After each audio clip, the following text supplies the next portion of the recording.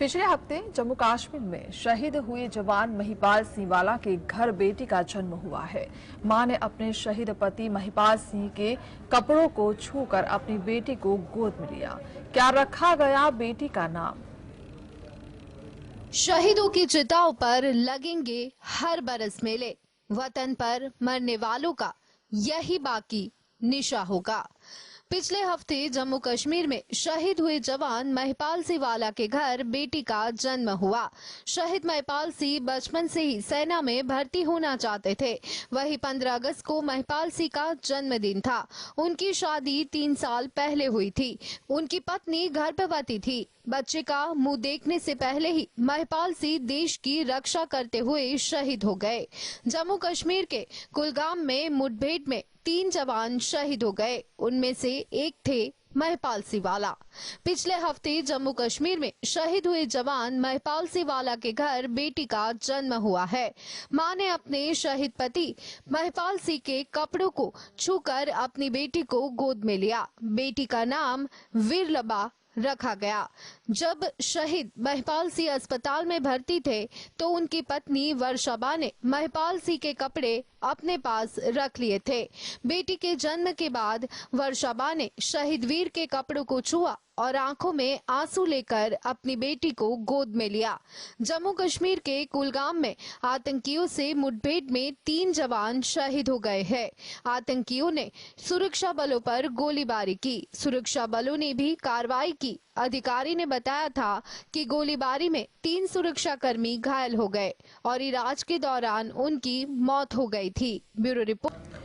गुजरात में 5 दिवसीय mini vacation के लिए पर्यटन स्थलों पर गुजरातियों की उमटी भीड़। होटल फुल, हवाई किराया भी बढ़ा। क्या है मामला, आइए जानते हैं। गुजरात में 5 दिनों का मिनी वैकेशन शुरू हो गया है। ऐसे में गुजरातियों ने भी यात्रा करने का मन बना लिया है। हालांकि मिनी वैकेशन के माहौल के कारण गोवा, दीव, सापुतारा, माउंट आबू, उदयपुर में पर्यटकों की भीड़ बढ़ गई है। इसके चलते इन पर्यटन स्थलों के होटल में फुल बुकिंग दिखने को मिल रही है।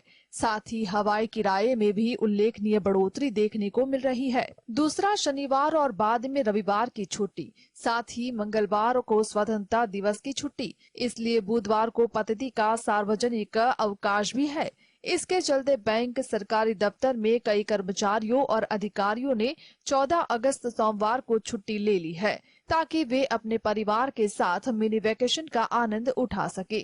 गुजरातियों ने इन 5 दिनों में आसपास की जगहों पर घूमने का प्लान बनाया है। इससे अहमदाबाद, गोवा का एक तरफ का हवाई किराया 125% बढ़कर 10,500 रूपए हो गया है। ऐसे में होटल, रिसोर्ट में किराए भी बढ़ गए हैं। कई कर्मचारियों ने छुट्टी रखी है ताकि उन्हें 5 दिन की मिनी वैकेशन मिल सके। उदयपुर और माउंट आबू में होटल, रिसोर्ट को सामान्य से ज्यादा किराया चुकाने के बावजूद फिलहाल कमरे नहीं मिल रहे। Bureau report, GSTV। PM Modi ने मध्य प्रदेश के सागर में संत रविदास को समर्पित 100 करोड़ रुपए के मंदिर का भूमि पूजन किया। साथ ही कई 100 करोड़ रुपए के अन्य प्रोजेक्ट्स का भी लोकार्पण और शिलान्यास भी किया। इस दौरान प्रधानमंत्री ने क्या किया, विपक्ष पर प्रहार। प्रधानमंत्री नरेंद्र मोदी मध्य प्रदेश के सागर जिले में एक जनसभा को संबोधित किया। यहां उन्होंने 14वीं सदी के रहस्यवादी कवि और समाज सुधारक संत रविदास को समर्पित 100 करोड़ रुपए के मंदिर का भूमि पूजन किया। साथ ही सागर में कई 100 करोड़ रुपए के अन्य प्रोजेक्ट्स का लोकार्पण और शिलान्यास किया।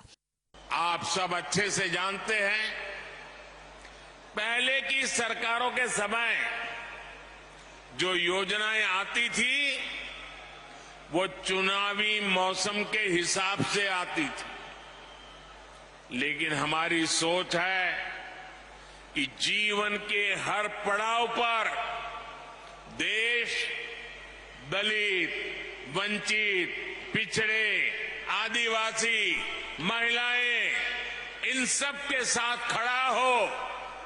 हम उनकी आशाओं, आकांक्षाओं को सहारा दें। इस दौरान पीएम मोदी ने विपक्ष पर निशाना साधते हुए कहा कि पहले की सरकारों के समय जो योजनाएं आती थी वो चुनावी मौसम के हिसाब से आती थी, लेकिन हमारी ये सोच है कि जीवन के हर पड़ाव पर देश दलित, वंचित, आदिवासी, महिलाएं इन सब के साथ खड़ा हो, हम इनकी आशाओं और आकांक्षाओं को सहारा दे। पीएम मोदी ने कहा कि प्रेरणा और प्रगति जब एक साथ जुड़ते हैं तो एक नए युग की शुरुआत होती है। आज हमारा देश, हमारा एमपी इस ताकत के साथ आगे बढ़ रहा है। इस क्रम में आज यहां कोटा बिन सेक्शन पर रेल मार्ग के दोहरीकरण का भी लोकार्पण हुआ है। नेशनल हाईवे पर 2 महत्वपूर्ण मार्गों का शिलान्यास भी किया गया। विकास के ये काम सागर और आसपास के लोगों को बेहतर सुविधा देंगे। Bureau report. कांग्रेस नेता राहुल गांधी ने वायनाड में एक जनसभा को संबोधित किया। इस दौरान उन्होंने अपने मणिपुर दौरे के बारे में चर्चा की और पीएम मोदी पर भी निशाना साधा। क्या कहा राहुल गांधी ने? कांग्रेस नेता राहुल गांधी लोकसभा सदस्यता बहाल होने के बाद केरल में उनके संसदीय क्षेत्र वायनाड के पहले दौरे पर थे। केरल में कांग्रेस के नेतृत्व वाले विपक्षी गठबंधन के नेताओं ने उनका स्वागत किया।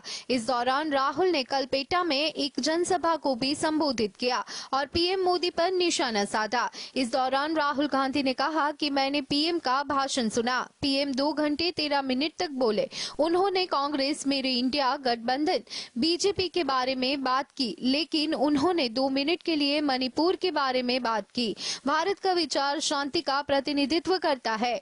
यदि हिंसा, बलात्कार, हत्या है तो ये भारत का प्रतिनिधित्व नहीं करता है। अगर किसी राज्य के लोग एक दूसरे को मार रहे हैं और बलात्कार कर रहे हैं तो यह भारत को नहीं दर्शाता है।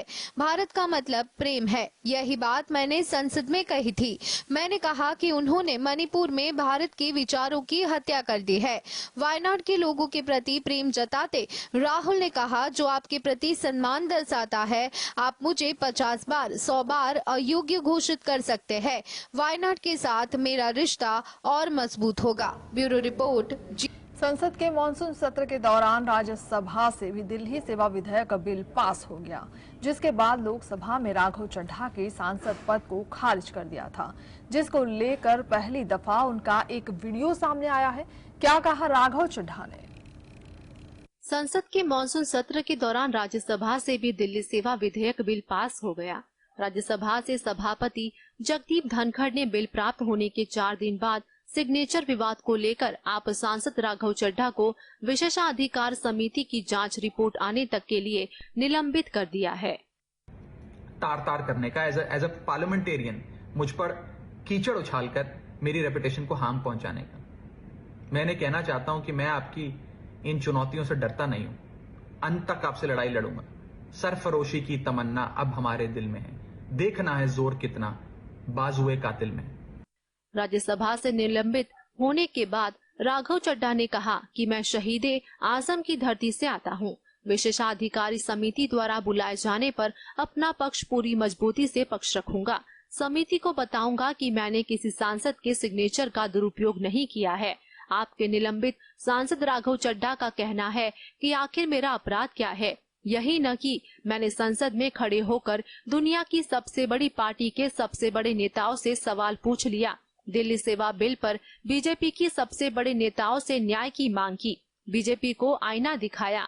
इसी हफ्ते मुझे विशेषाधिकार समिति से 2 नोटिस मिले। मुझे लगता है जैसे राहुल गांधी की सदस्यता गई, ये आप सांसदों की भी सदस्यता रद्द कर सकते हैं। Bureau report, GSTV। स्वतंत्रता दिवस आ रहा है और आजादी की खुशी के मौके पर हर घर तिरंगा लहराने का अभियान जारी किया गया है, लेकिन तिरंगा लहराने के कुछ नियम हैं। गलत तरीके से तिरंगा लहराया पर आपको जुर्माना भरना पड़ सकता है। किन बातों का रखना पड़ेगा खास ख्याल? स्वतंत्रता दिवस आ रहा है और आजादी की खुशी के मौके पर 13 अगस्त से 15 अगस्त के बीच हर घर तिरंगा अभियान आयोजित है। ऐसे में लोग अपने घर पर तिरंगा फहराएंगे, लेकिन ऐसा करने से पहले आपको कुछ खास बातों का ख्याल रखना भी जरूरी है। 15 अगस्त को ध्वजारोहण किया जाता है और 26 जनवरी को तिरंगा फहराया जाता है। ध्वजारोहण और झंडा फहराने के बीच एक बड़ा अंतर है।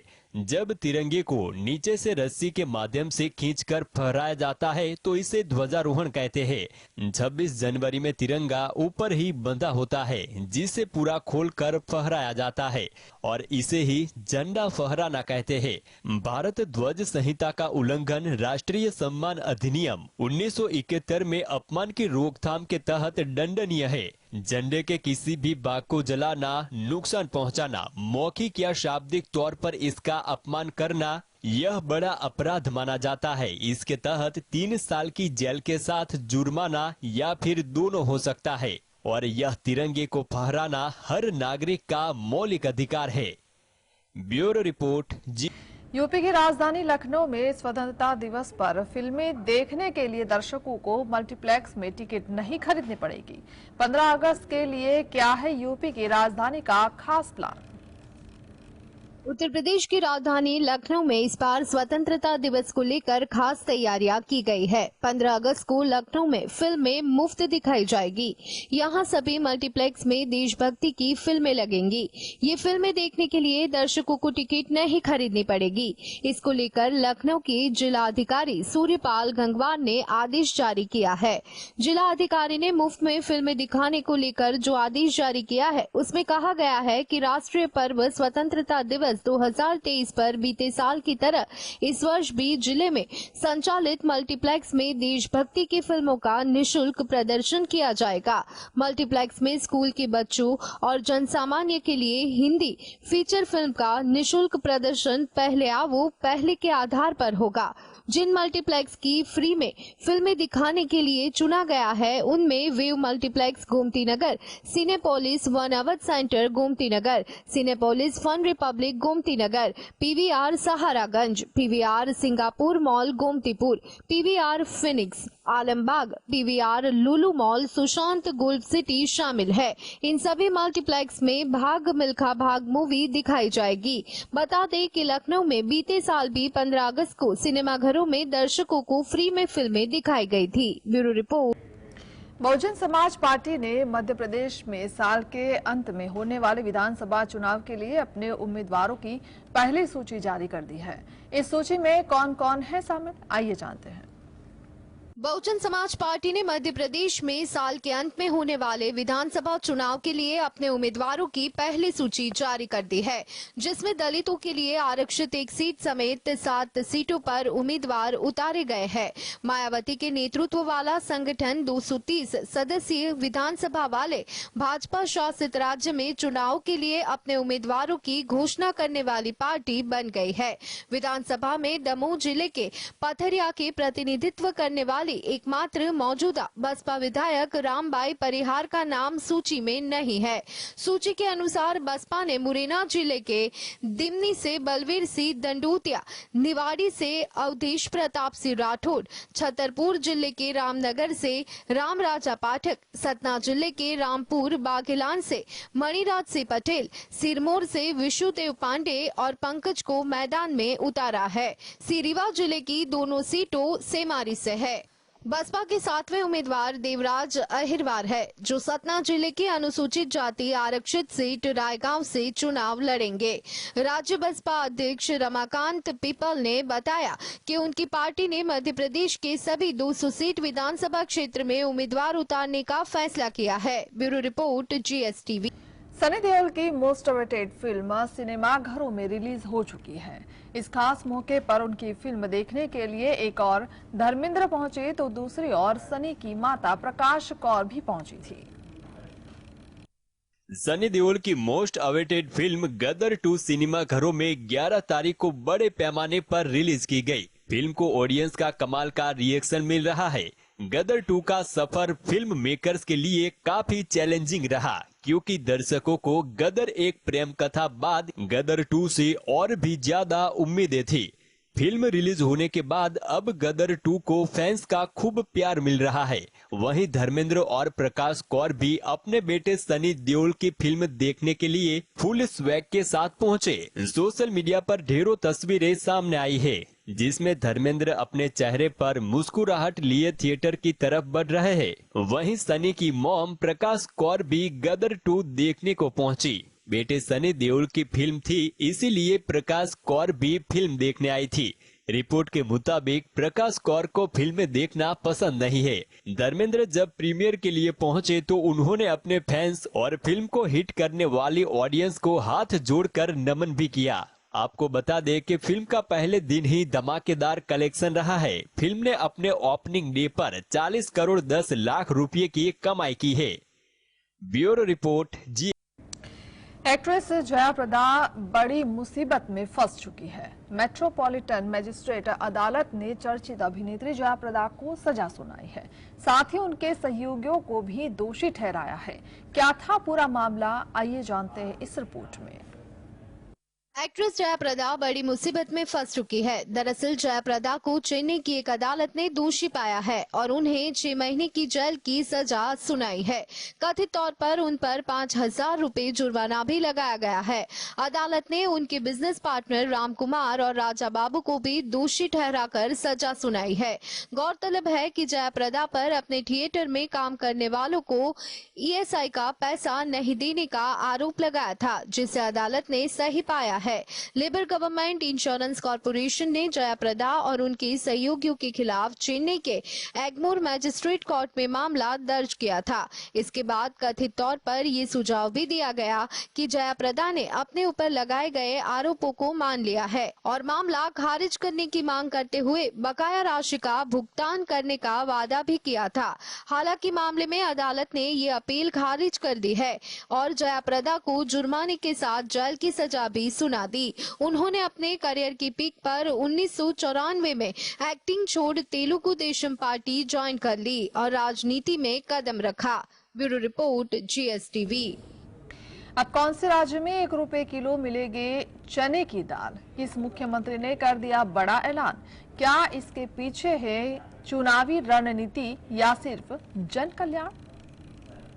लोकसभा चुनाव 2024 की तैयारियों के बीच झारखंड सरकार ने बड़ा फैसला लिया। सरकार ने फैसला लिया कि प्रदेश के लोगों को अब 1 रुपया किलो की दर से चने की दाल मिलेगी।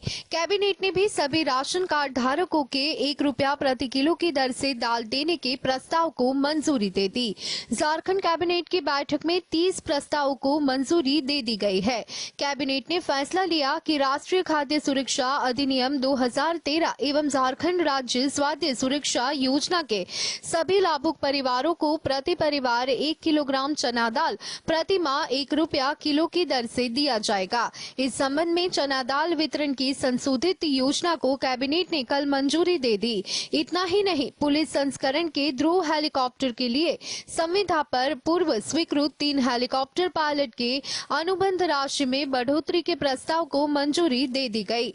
भारत सरकार के विद्युत मंत्रालय की उदय योजना की प्रशासनिक स्वीकृति के तहत वित्तीय साल 2015-16 में झारखंड बिजली वितरण निगम लिमिटेड को ऋण के रूप में दे दी गई राशि 6,136.37 करोड़ रुपए के 3/4 को अनुदान एवं 1/4 को हिस्सा पूंजी में परिवर्तित करने की स्वीकृति दी गई। Bureau report GSTV।